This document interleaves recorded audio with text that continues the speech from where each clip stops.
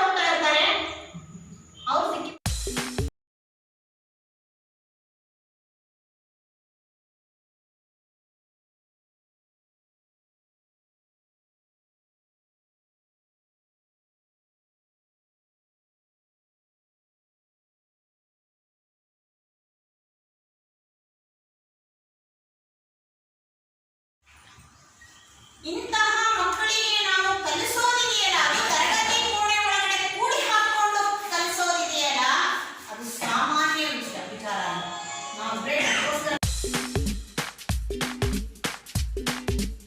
Organisation ಇದು ಒಂದು ಸಂಸ್ಥೆ. ಇದನ್ನ ನಮ್ಮ ಕರ್ನಾಟಕ ಸರ್ಕಾರ ನಮ್ಮ ಶಾಲೆಗಳ ಗುಣಮಟ್ಟವನ್ನು ಅಳೆಯೋದಕ್ಕಾಗಿ ಈ ಒಂದು ಸಂಸ್ಥೆಯನ್ನ ಹುಟ್ಟಾಕುತ್ತೆ. ಇಲಾಖೆ ಅಲ್ಲದೆ ಈ ಒಂದು ಹೊಸ ಸಂಸ್ಥೆ, ಹೊರಗಿನ ಸಂಸ್ಥೆ ನಮ್ಮ ಸರ್ಕಾರದಿಂದ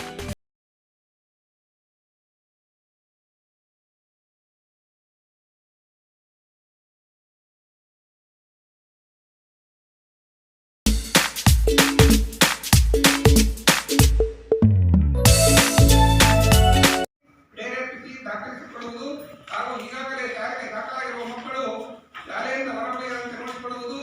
ಈ ಸಂಬಂಧ ಎಲ್ಲ ವಿದ್ಯಾರ್ಥಿಗಳು